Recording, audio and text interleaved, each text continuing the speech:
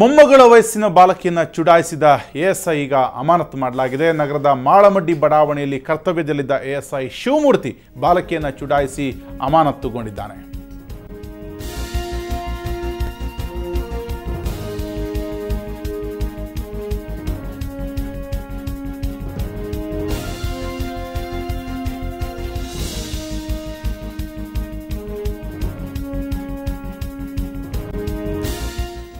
ಕರ್ತವ್ಯದಲ್ಲಿದ್ದ ASI Shivamurthy ತನ್ನ ಮೊಮ್ಮಗಳ ವಯಸ್ಸಿನಲ್ಲಿದ್ದ ಬಾಲಕಿಗೆ ಚುಡಾಯಿಸ್ತಾನೆ. ತದನಂತರ ಆಕೆ ಮನೆಗೆ ಬಂದು ಪೋಷಕರಿಗೆ ಹೇಳಿದಾಗ ಅಲ್ಲಿ ದೂರು ದಾಖಲಾಗತ್ತೆ. ಈಗ ಈ ಶಿವಮೂರ್ತಿಯನ್ನು ಹುಬ್ಬಳ್ಳಿ ಧಾರವಾಡ ಆಯುಕ್ತ ರವೀಂದ್ರ ಪ್ರಸಾದ್ ಅವರು ಅಮಾನತು ಮಾಡಿ ಆದೇಶವನ್ನು ಹೊರಡಿಸ್ತಾರೆ.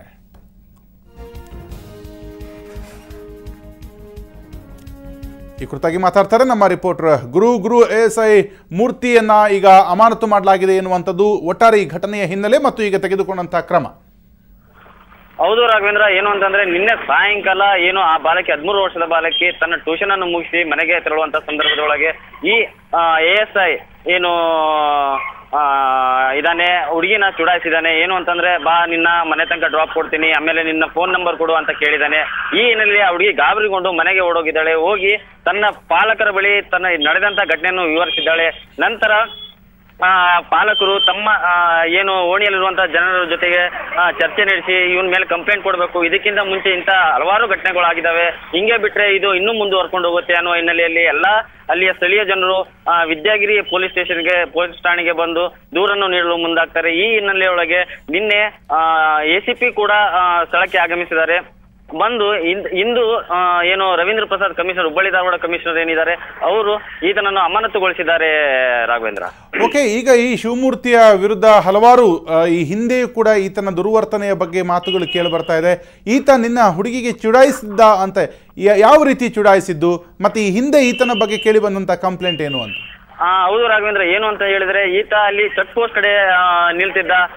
ಹುಡುಗಿಯರು ಏನು ಗಾಡಿ ತಗೊಂಡು ಹೋಗ್ತಾರೆ ಅವ್ರನ್ನ ಅಡ್ಡಗಟ್ಟಿ ಅವ್ರ ಕಡೆಯಿಂದ ನಂಬರ್ ಕೇಳೋದು, ಅವ್ರ ಕಡೆಯಿಂದ ದುಡ್ಡು ವಸೂಲಿ ಮಾಡೋದು, ನಂತರ ಅಶ್ಲೀಲವಾಗಿರುವಂತಹ ಚಿತ್ರಗಳು ತನ್ನ ಮೊಬೈಲ್ ಇರುವಂತಹ ಇದು ಅಪ್ಲಿಕೇಶನ್ ಓಪನ್ ಮಾಡೋಕ್ಕಾಗಲ್ಲ, ಇದನ್ನ ಓಪನ್ ಮಾಡ್ಕೊಡು ಅನ್ನೋದು ಈ ತರ ವರ್ತನೆಯನ್ನು ಮಾಡ್ತಿದ್ದ.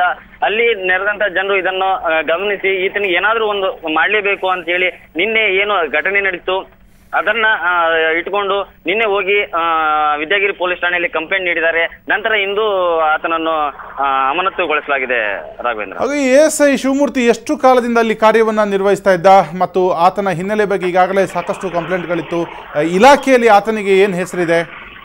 ಈತನ ಇಲಾಖೆಯಲ್ಲಿ ಈತ ಅಲ್ಲಿ ನಮಗೆ ಕೇಳಿ ಬಂದಂತ ಸುದ್ದಿ ಪ್ರಕಾರ ಈತ ಟ್ರೈನಿಂಗ್ ಒಳಗಿದ್ದಾಗೂ ಸಹ ಟ್ರೈನಿಂಗ್ ಒಳಗಿದ್ದಾಗ ಹೆಣ್ಮಕ್ಳು ಏನಿದ್ರು ಅವ್ರಿಗೂ ಇದೇ ತರ ಮಾಡ್ತಿದ್ದ ಅಂತ ಅಲ್ಲಿ ಸಿಬ್ಬಂದಿಗಳು ಹೇಳ್ತಿದ್ರು.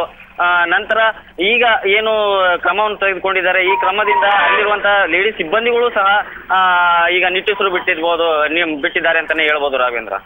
ಓಕೆ, ಈಗ ಶಿವಮೂರ್ತಿಯನ್ನ ಅಮಾನತು ಮಾಡಲಾಗಿದೆ ಅಂತ, ಈಗ ಅಮಾನತು ಯಾವ ರೂಪದಲ್ಲಿ ಅಂತ? ಅಮಾನತು ಅಂದ್ರೆ ಇನ್ನೂ ಯಾವ ರೀತಿಯಾಗಿ ತೆಗೆದುಕೊಳ್ಳಲಾಗಿದೆ ಅನ್ನುವ ಮಾಹಿತಿ ಇನ್ನೂ ಸಿಕ್ಕಿಲ್ಲ. ಈಗ ಸದ್ಯದ ಮಾಹಿತಿ ಪ್ರಕಾರ ಅಮಾನತು ಮಾಡಿದ್ದಾರೆ ಅಂತ ಪೊಲೀಸ್ ಕಮಿಷನರ್ ಹೇಳಿದ್ದಾರೆ. ಇನ್ನು ಅದು ಮುಂದಿನ ಏನಾಗಿದೆ ಅಂತ ಕಾದ್ ಮಾಡಬೇಕಾಗಿದೆ. ಓಕೆ, ಆಯುಕ್ತರು ಈ ಒಂದು ಕ್ರಮವನ್ನು ತೆಗೆದುಕೊಳ್ಳೋದಕ್ಕೆ ಮುಂಚೆ ಆ ಬಾಲಕಿಯನ್ನಾಗ್ಲಿ ಅವರ ಪೋಷಕರನ್ನಾಗ್ಲಿ ಮಾತನಾಡಿಸಿದ್ರ, ಯಾವ ರೀತಿಯಾಗಿ ದೂರನ್ನ ಕೇಳಿದ್ರು, ಅವ್ರಿಗೆ ಈಗ ಒಂದು ಕ್ರಮ ತೆಗೆದುಕೊಳ್ಳೋದಕ್ಕೆ ಏನು ಹಿನ್ನೆಲೆ ಏನಿತ್ತು ಅಂತ? ಈಗ ಏನು ಅಂತಂದ್ರೆ ರಾಘವೇಂದ್ರ, ನಿನ್ನೆ ನಡೆದಂತಹ ಘಟನೆಗೆ ಸಂಬಂಧಪಟ್ಟಂಗೆ ಎಸಿಪಿ ಕೂಡ ಘಟನೆ ಸ್ಥಳಕ್ಕೆ ಬಂದಿದ್ದಾರೆ. ನಂತರ ಅವರು ಎಸಿಪಿ ಅವರು ಕಮಿಷನರ್ ಅವರ ಗಮನಕ್ಕೆ ತಂದಿದ್ದಾರೆ, ಈ ತರ ಆಗಿದೆ, ಏನ್ ಮಾಡ್ಬೇಕು, ಇದ್ರ ಹಿಂದೆ ಕೂಡ ಈ ತರ ಮಾಡಿದ್ದ ಇವರು ಅಂತ ಗಮನಕ್ಕೆ ತಗೊಂಬಂದಾಗ ಅವರು ಕಮಿಷನರ್ ಅವರು ಖುದ್ದಾಗಿ ಅವ್ರ ಪಾಲಕರನ್ನ ಕರೆಸಿ ಮಾತನಾಡಿಸಿದ್ದಾರೆ.